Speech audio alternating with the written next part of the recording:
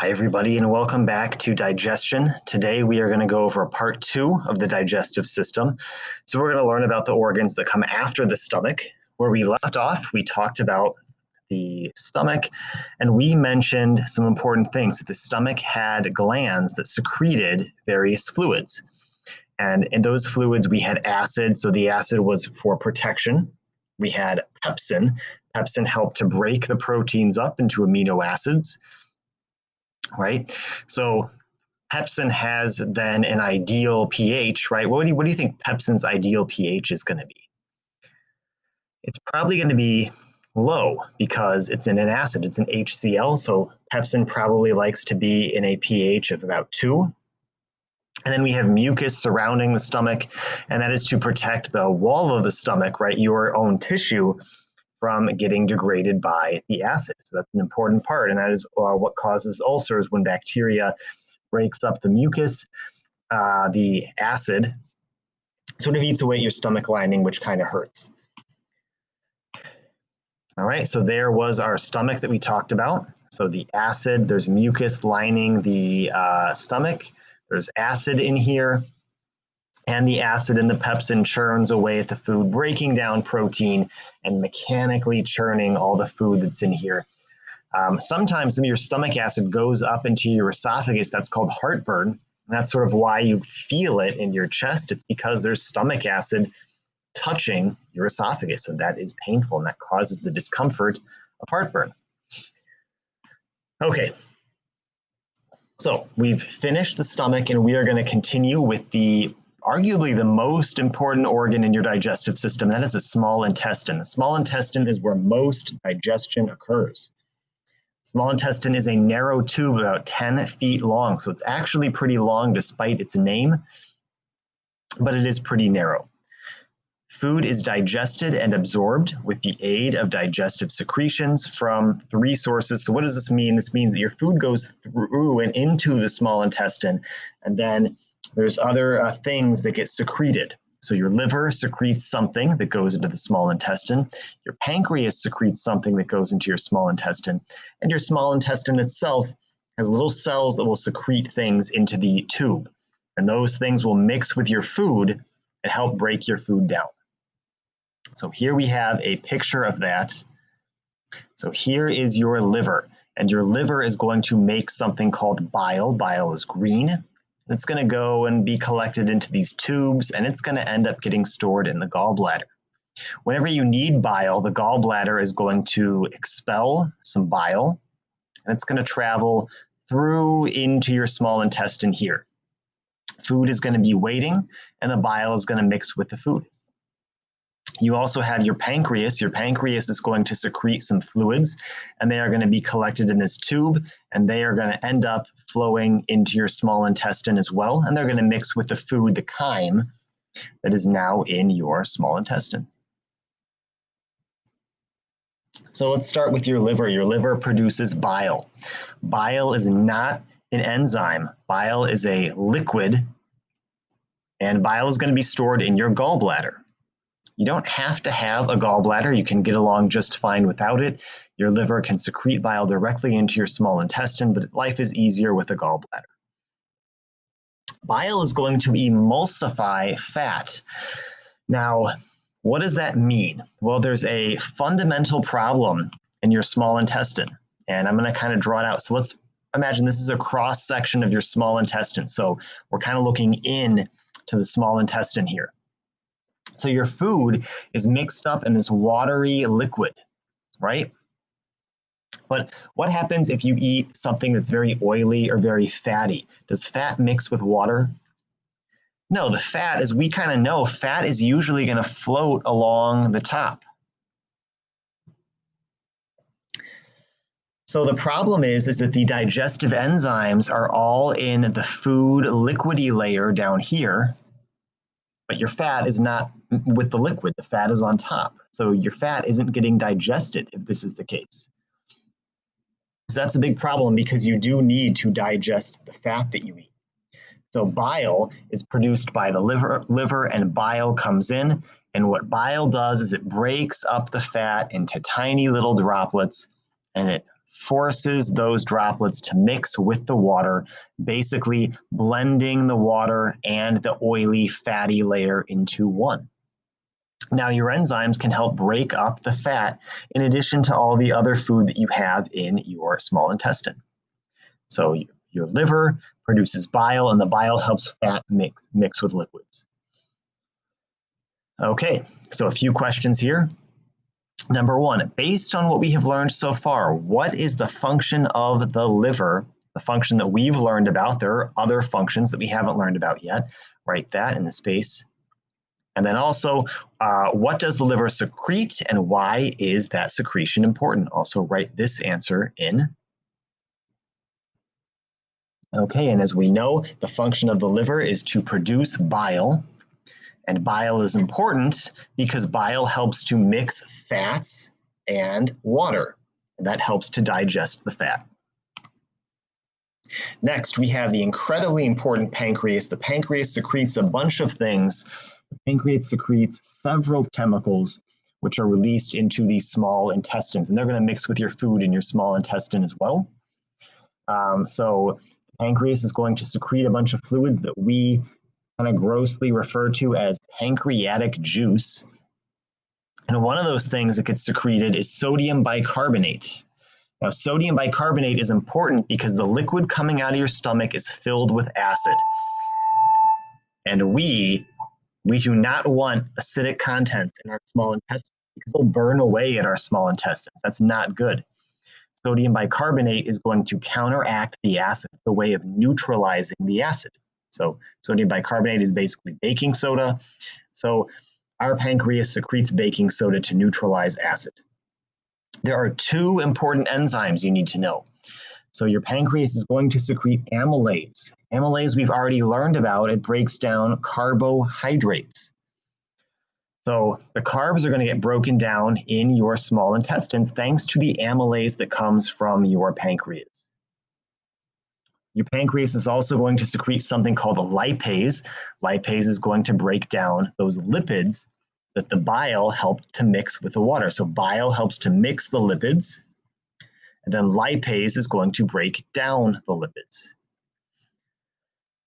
And separately from these two things, your pancreas is also going to secrete two hormones. One of them is called insulin, and one of them is called glucagon. These two are going to control your blood sugar level. These two things aren't in your small intestine. They do not go to your small intestine. These actually act in your blood. So they're a little different. We're going to table these and come back to these later. So point 2, we are going to do that later. The important part for right now is to know your pancreas is making sodium bicarbonate, amylase, and lipase. Those are the three important things. One of them is an acid neutralizer, and the other two are enzymes.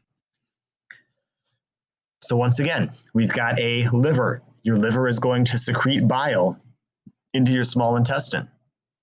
We have your pancreas. Your pancreas is going to secrete lipase, amylase, and sodium bicarbonate into your small intestine. All these fluids are going to mix with the food in your small intestine and help it to digest as it goes through this long and winding tube. Okay, number 1, describe how the pancreas will assist the digestive system.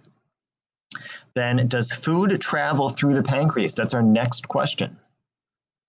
Question 3, list each chemical that the pancreas produces and what it does to assist in digestion.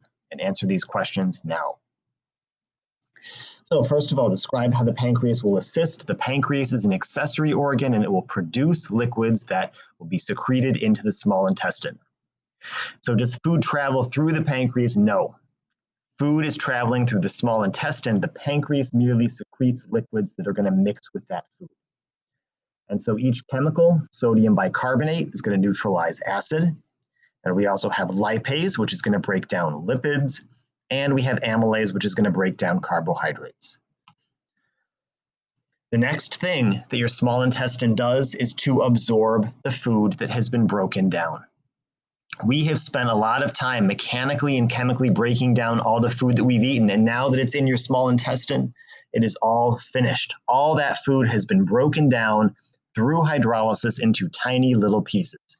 And now we have to absorb it into our bloodstream. Small intestine has lots of folds, so the small intestine is not smooth. It's actually highly folded, like I'm drawing up above. Those folds are going to increase surface area, which makes absorption easier. When you have more surface area, you can absorb more things. Think about if you want to absorb liquid from a spill, you're going to use a towel that has lots of those little tiny folds and threads coming out of it. You don't use something smooth like wax paper that doesn't have enough surface area. Nutrients are absorbed into the intestinal cells and then diffuse from the cells into your blood. So here is the small intestine. So as food traveled through the small intestine, it broke down. And now we're at the end of the small intestine and the food is getting absorbed. So the function has changed. Food is being absorbed. Small intestine has numerous folds called villi, they look like fingers, on its surface to increase the surface area. Each villi actually has many microvilli that make its surface area even bigger. So a villi is a finger. It will kind of look like that, and it's going to line your intestines. So if this is a cross section of your intestines, the villi kind of jut out into the intestines like that, and they catch the food that travels through. Absorbed food is taken up by capillaries into your blood. So the food is absorbed, and the food moves into your cells and into your blood. There is a villi. So if this is a food particle and it's moving past, the villi is going to catch it, and the little bits of the food that you ate, so the amino acids and the monosaccharides, they are going to get trapped by the villi and they are going to move into the blood because now they are small enough to make it into the blood. So that is what villi do. All right, how is the structure of the small intestines going to enable its function? So our question, explain why the villi evolved in the digestive system. How do they help? Answer this question now. All right, so the villi evolved because they increase surface area and they help capture as much food particles as possible, and they bring that food into the bloodstream. That is what you should have wrote. All right, at this point, we have absorbed all the food.